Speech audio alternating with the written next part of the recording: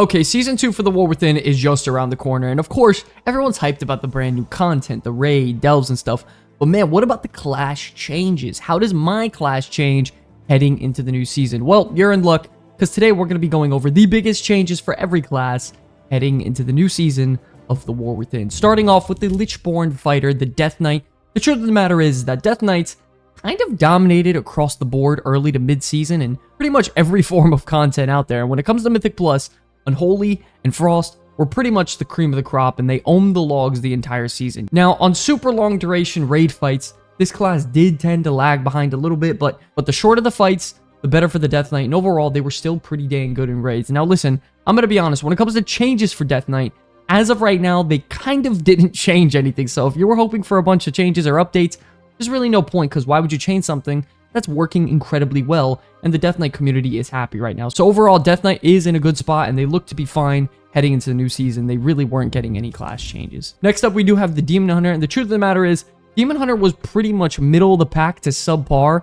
all season long in all forms of content, which is no surprise because Blizzard just loves to have them in that spot at this point. Whether it be Vengeance or Havoc, he didn't absolutely shine this season, and it is what it is. Starting off with some of the changes, though, Imprison will now break on a very small amount of damage in a threshold instead of just any hit at all, which is going to be better for PvP and getting some CC going. Spectral Sight also has been reworked to make it a lot easier and more fluid to use, so overall, some decent PvP stuff there.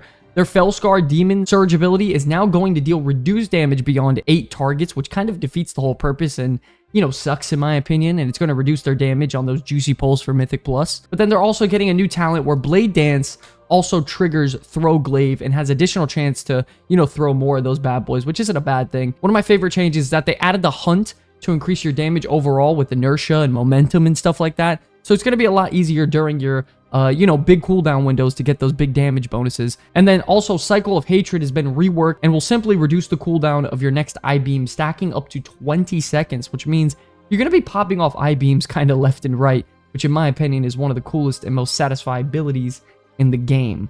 Other than that, Demon Hunter really isn't getting much changes, including for Vengeance.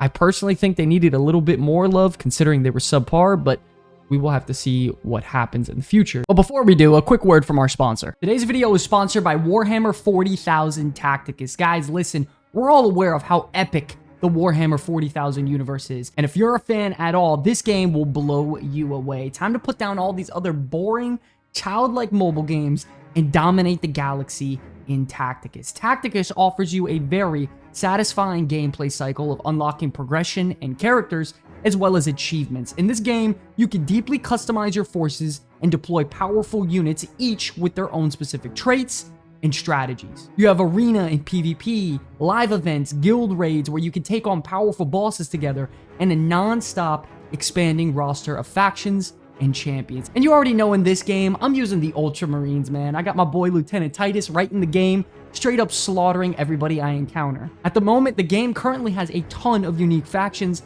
and dozens of champions to collect and battle with. If you're ready to take command and achieve victory to dominate the galaxy, you can download the game for free today by clicking on the link in the description below. Not only that, you can use the code HelloJan to earn 2,000 gold and 50 Blackstones as well. Now, enough talk. Let's go dominate in Warhammer 40,000 Tacticus. Now, when it comes to the Druid in the early season, this class was not performing well at all, kind of across the board, but near the end of the season, Restoration ended up becoming pretty dang average. Balanced Druid ended up dominating Mythic Plus. So overall, the class wasn't an all-star or anything, but it ended up becoming decent. I will say, however, this class did get a ton of changes heading into the new season, so let's dive into some of the biggest ones. Easily, one of the biggest changes is the fact that their class talent tree is getting some more improvements as well as new talents. Druids were kind of known for, you know, having probably the worst class talent tree design in the game, so some new talents, some improvements, they definitely go a long way. They have a new talent called Asena's Renewal, where you get healed for 10% of your health if you get hit pretty hard, which I guess is kind of a good thing. In my opinion, it's just a worse version of Shaman's Nature's Guardian. Additionally, from a base class perspective, they are getting some talents reduced down to 1-point nodes, which is amazing in my opinion. It saves them a lot of points. And a lot of their base abilities are getting increased damage-wise as well as healing-wise, which is a good thing, I guess, across the board for Druids. Additionally, Their Disoriented Roar, once again, will now break any small damage threshold instead of just any damage at all, which is good for PvP as well as Mythic Plus. Balanced Druid isn't really getting any notable changes, which is sad because I do think they need it. And Guardian is getting some improved survivability and frenzied regeneration buffs, as well as magic damage reduction based off of your armor now. And to supplement for this, they're reducing their damage slightly though. So moving on to Restoration, they are getting their Mastery's effectiveness increased by 30%, which should be nice. Buffs to Tranquility, Nature Swiftness, and stuff like that should make them feel, better with all their major healing cooldowns. And then they also get a, flat damage reduction by 20%, so they can get in there, deal some damage with cap form and stuff, get some off healing going for Mythic Plus. So overall, I would say the highlight of these Druid changes has to be the base class of Druid overall, and probably Restoration.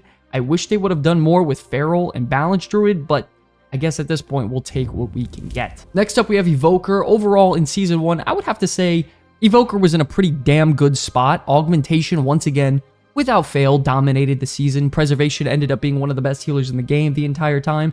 And Devastation Evoker, it had its niches in some scenarios. So overall, I would say Evoker was in a pretty damn good spot. Right off the bat, though, one of the biggest changes and major improvements is to the Flame Shaper hero talent tree. If you played this hero talent tree, it had some potential, but you would just never be able to cast Engulf, which was a really fun ability to press, so it felt bad. With this talent tree, it will increase the rate at which you cast Fire Breath and Dream Breath, and Engulf's cooldown is now going to be reduced by haste as well. So overall, you're going to be using Engulf a lot more, while also dealing more damage and healing with your Fire Breath and Dream Breath ability, while casting them also more with some cooldown reduction. So this hero talent tree had its niches early on in the season, and you could do some incredible nuclear damage or healing on the spot, but right now it's pretty bad at the moment, so I'm looking forward to see how this performs heading into new season. A huge change for Augmentation is that Ebon Might will no longer affect tanks or healers, so this should drastically change them overall with their effectiveness. I think everyone is sick and tired of Augmentation being at the top 1% of the leaderboard over and over and over again, so that's probably going to change them a lot. For Devastation, it looks like we are getting some more fire spell buffs, with Scorching Embers increasing fire damage they take by up to 40% now, which is nice. Firestorm's damage being increased by 50% with a duration reduction, which is huge. And Eternity Surge is targeting, enemies around the caster in a 25-yard radius rather than around your current target. So it's more like a, like a 25-yard AoE around yourself, which is really cool. Overall, nice changes to Fire Evoker, which in my personal opinion is the coolest spec for them rather than just spamming Disintegrates over and over again. Overall, those are the biggest changes to Evoker. I thought they were in a pretty dang good spot for Season 1, and I think Augmentation needed the nerf and Devastation needed some buffs. So overall, I think this is great heading into Season 2. Moving on now to Hunter. This class was, I would say, pretty damn bad in Mythic Plus the entire season and struggled in raids severely until just recently, where Marksmanship and Survival pretty much just went Super Saiyan with all their changes. Well, it seems like we're not done with those changes because, good God, once again, Hunter's getting a mountain of changes. I don't know who the Hunter developer is, but he's getting the pants sucked off him over at Blizzard because this is just ridiculous. Pack Leader is getting a complete rework from top to bottom, and it's going to make you feel like the, class fantasy of Rexar at this point, which is cool. Now, you're summoning pets when you use your kill command every 30 seconds. You can summon a bear, a wyvern, or a boar, help you in combat, where all three of them have different combat effects to help you out in battle. When you get low on HP, you summon a turtle to come help you, and, a bunch of other key changes. Overall, Pack Leader thematically is a lot better. I think it will perform and play a lot, cooler than previously before. So I absolutely hated this spec beforehand. It was the most passive, boring hero talent tree in the game, so thank God it got reworked. The Sentinel hero talent tree is also getting buffed significantly, a nice little facelift where its damage, its radius, its duration, visual effects, all of them have been updated and increased. And not only that, Lunar Storm will also follow its targets slowly now, so that's kind of cool. The only downside is that it will be casted every 30 seconds instead of 15, which makes it feel a lot more impactful when it's actually cast, which I think is cool. Tying in with the Pack Leader rework, Beast Mastery is also getting some buffs mostly, and a couple new talents. They got Barb Shot, can deal some AoE damage now on its shot. Dire Beast getting Beast Cleave, barrage damage being increased by 100%, and a few other things that buff them overall. They stated that they do like the spot where Beast Mastery is at the moment. They just wanted to buff its AoE a little bit heading into the new season. The absolute star of this video, though, does have to be the complete rework top to bottom to Marksmanship Hunter. This class has gone through a complete overhaul. You got talent changes. They lost their pet.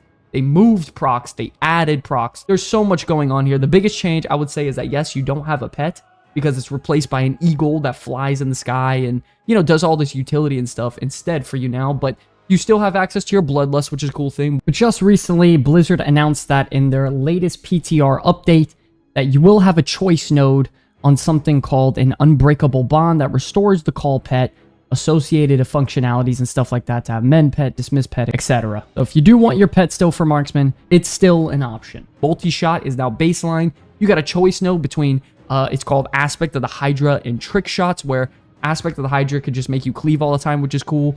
Precise Shots works the same as before, but increases your auto shots damage drastically. And now it has a lot of synergy with cool talents like, you know, Magnetic Gunpowder for a bunch of cooldown reduction. You also have it with Focus Aim, Tensile Bowstring, stuff like that. So a lot of their talents are very, very fluid, and they coincide together to build like a nice little, you know, symbiotic sort of rotation that's very straightforward to learn. I honestly love that you don't get as many lock and load procs, but they feel significantly stronger when you actually get them. I mean, listen, there's so many changes here individually to go over. I can make a 20-minute video just on this spec. So if you're really interested in Marksmanship Hunter, I would go over the patch notes entirely yourself. But from what I've read on the forums and heard from popular creators, they believe these updates are good and involves a lot more skill expression, which I think is a good thing. Moving on now, we have the Mage. Overall, I would say Mage is in a pretty damn solid spot throughout the first season. They're definitely one of the better classes in the game. Early on, Arcane Mage was absolutely disgusting, dominated in all forms of content, and as of recently, Fire and Frost Mage really took over the crown and have been performing really, really well. When it comes to class changes, the developers stated that they like the spot at which Arcane is in at the moment, so they barely got anything changed. When it comes to Fire Mage, they've made it pretty clear that they think they're getting, you know, too many procs for Pyroblast or Flame Strike, so they're going to be reducing the rate at which you get those by tuning down the number of Phoenix Flames and Fire Blast you get consistently. Personally, I don't love this change. I thought the whole idea of, you know, what makes Fire fun is the fast-paced, non-stop explosive gameplay, but I guess Blizzard wants to make this change. So pretty much they're buffing Flame Strike, Pyroblast, and Ignite damage a little bit, and reducing the rate at which you get, you know, Phoenix Flames and Fire Blast as well, in which you can cast them. Moving on to Frost Mage, once again, they're doing a similar concept where they feel like you have too many Fingers of Frost procs,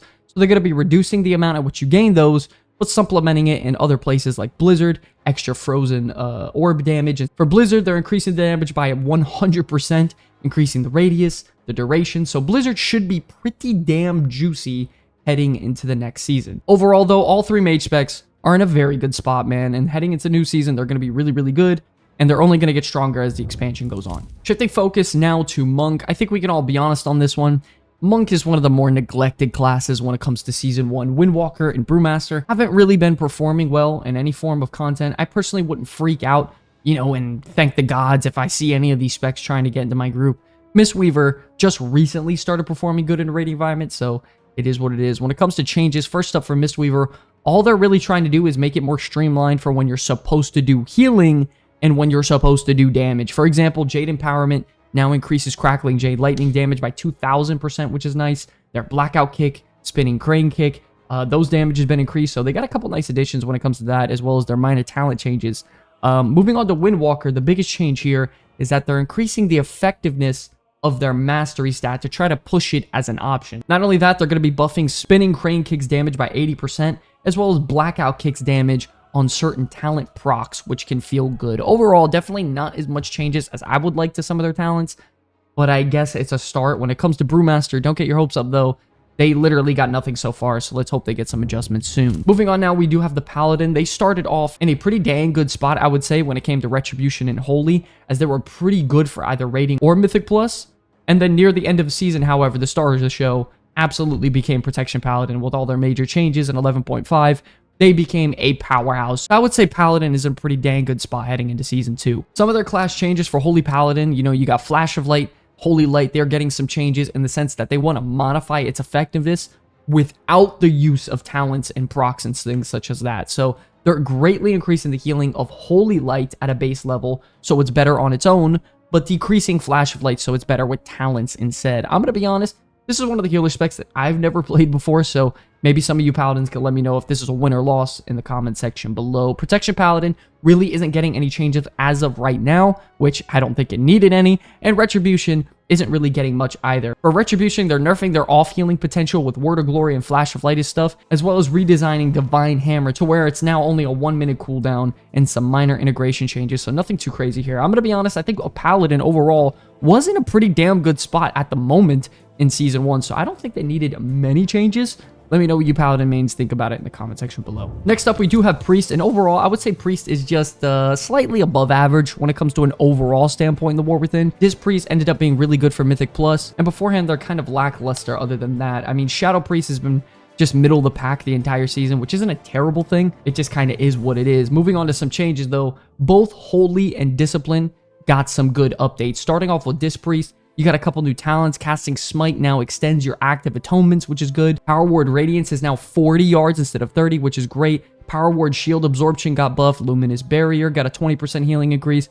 And you also got two very big updates here that I love, is that Smite damage got a nice 25% buff, and so did Shadow War Pain. I think at a baseline standpoint, they definitely needed this, and it felt like a wet noodle at some points, and it resulted in like no healing unless you had a bunch of modifiers on it, so this should definitely help. Additionally, Pain and Suffering got buffed by 100%, so that's even more damage. And when you're trying to get resets on your Void Summoner, you're not going to be spamming Spite anymore. They actually increased the cooldown reduction on this talent node, but it's only for Penance and Mind Blast, which I personally think is much better. You're not just smiting to try to get as much uptime on this thing as you can. For Holy Priest, they're looking to really push Renew uptime, pull back on some of their raid cooldowns, while also removing Circle of Healing and adding more interactions with Prayer of Healing. I know there's definitely a few of you out there that just kind of got sick hearing that, but let's continue with the changes. Lasting Words is a new talent that gives you a couple new ways to add renews to your allies while casting Holy Ward abilities. We'll talk more about this later. Light in the Darkness pretty much Uber charges Holy Ward Serenity and Sanctify, increases their healing and range and stuff. You also get some additional splash healing from a new talent, even though it's only 6%. Some splash healing for Holy at this point is definitely needed. You got a brand new talent called Divinity, which causes Apotheosis to feel very, very powerful now. Instant cast Heal or Prayer of Healing for 25% more, which is going to feel really, really juicy. I think that's a big upgrade. One of their coolest talents now is Empowered Renew, where it makes your Renew 60% stronger, but have a 12-second cooldown. This is going to make those passive renews that you toss out from some of the towns we were talking about earlier much better and feel very impactful, which I think is a good thing. And they reduced their overall healing by a very little bit, but they compensated that by drastically increasing their healing on spells like Holy Mending, Prayer of Healing, Cosmic Ripple, Light Will, Trail of Light, Prismatic Echoes, all that fun stuff. Then to cap it off, they condensed 6 different talents into 1-point nodes, which is going to be great for their talent tree. Then lastly for Shadow Priest, they actually didn't get one thing changed so far in the PTR, so that's very interesting to see. Personally, I think they might get a really big update or rework, maybe in the next major patch or even midnight. I guess we'll have to see about it in the future. Speaking of no changes, moving on to Rogue. Overall, Rogue has been very dominant from the midpoint onward with all 3 of their specs, whether it be Outlaw, Assassination, or Subtlety. All of them became dominate from Mythic Plus or rating. So I guess it kind of leads me to my next point, the fact that Rogue literally isn't getting any change heading into Season 2. Now, I guess technically, why would you try to rework or change something that's performing well, right? So I guess technically that means Rogue is in a good spot heading for Season 2. Personally, I just feel like Rogues could definitely use some, reworks toward their hero talent trees. I find them really, really boring. I mained Rogue throughout most of Season 1. I don't like their hero talent trees at all. I don't know. Let me know what you guys think about it in the comment section below. Overall, though, we know Shamans have been absolutely dominating throughout Season 1 with all 3 specs. Okay, now for Shaman, right off the bat, Lightning Bolt got a brand new visual, and Ghost Wolf got a slight visual change as well. Moving into some changes, though, for Elemental, the only big change is that Primordial Wave now deals a high amount of damage to all targets already affected by your Flame Shock. They wanted to turn this into a heavy hitting like nuke ability. That's the change for them. For Enhancement Shaman, being one of the best DPS in the game, once again, I guess they're getting a bunch of changes right off the bat. Blizzard announced that they want less of their damage to be involved in Maelstrom spending abilities and redistributed to melee hitting abilities like Storm Strike, Lava Lash, and Crash Lightning. They did, however, get a brand new ability called Primordial Storm, which transforms your Primordial Wave ability into a devastating storm, dealing a bunch of elemental damage and unleashing a lightning bolt or chain lightning to enemies. So pretty much, it's a big AoE nuke looks really cool, tosses out some chain lightnings, which is very, very nice. Once again, Primordial Wave got the same rework that Elemental Shaman got, and a bunch of other updates and changes for enhancement. There's literally a couple pages here, and I'm just only going over the biggest ones. Not only that, Totemic Shaman is getting some updates with Searing Volley, Sundering, getting some buffs for the spec. I mean, you can now relocate your Surging Totem, which makes it easier and, you know, much more fluid if your tank is moving in Mythic Plus or something. Overall, once again, Enhance is getting a ton of new changes, and they're in a fantastic spot right now. So heading in the new season, it looks like they're going to be even better, which is crazy. Lastly, when it comes to Shaman, we have Restoration. They're getting a couple new talents and compressing some of their abilities down to add more keybind space, like Mana Tide being used with Healing Tide. You save a talent point with, you know, Healing Wave becoming baseline. And now we have a healing talent to duplicate 10% of Healing Wave's healing onto targets with Riptides. So not the most insane changes ever, but definitely a couple upgrades here. Moving on to Warlock, I'm going to be honest right off the bat, Warlock did not perform good in Season 1. There wasn't any form of content where Warlock shined harder than any other classes, and they just dominated. The sad thing is I think Warlock's hero talent trees and design are actually really well done. I just think the Warlock base, you know, class talent tree and rotational aspects, they need work, man. Trust me, I love the Warlock a ton. Actually going to be my new main heading into Season 2 because I'm enjoying it so much as of recently. But when it comes to class changes, however, they really didn't get much. Demonology got a nice update, I guess, to Doom, where the duration of it gets reduced for each soul shard you spend on Hand of Gul'dan, which is cool. For Destruction, Blizzard made it clear they want to decrease the complexity of this spec, which is odd, considering it's like the easiest spec for Warlock and one of the easiest in the game. They get a new talent that can passively summon Dimensional Rifts, which I think is a nice upgrade. You also have a chance to fire Demon Fire bolts from your Immolate, which is similar to Channel Demon Fire. And then lastly, for Affliction, they're redesigning Soul Rot to give you some additional healing rather than increase the healing from your Drain Life on it, which no one ever used. Other than that, for Warlock overall, they're just increasing their Drain Life damage by 100%, which all of you know basic math, 100% of 0 is still 0. So hopefully Warlock keeps getting some updates, or else it's not going to look too good. Lastly, we do have the Warrior. Now, early on in the expansion, Warrior was dominating across the board. Arms and Fury were some of the best DPS specs in the game. Protection Warriors were the best tanks in the game in pretty much all forms of content. But leading into just recently, Fury and Arms aren't really performing like all-stars in any form of content. Protection Warrior is pretty good for Mythic Plus, so I would say at this point, Warrior is just about average to subpar. And I guess average to subpar in Blizzard's eyes is a good thing because they feel like Warriors are in a pretty good state overall. Personally, I'd have to disagree, but it is what it is. Moving into some of the changes, they want to put more emphasis on using Mortal Strike on cooldown for Arms, so they're buffing Mortal Strike and Cleaves damage while reducing the damage increase you gain from overpower procs toward them. Other than that, they didn't really make too many changes that are notable for Arms. For Fury Warrior, once again, they're happy with the place it's in.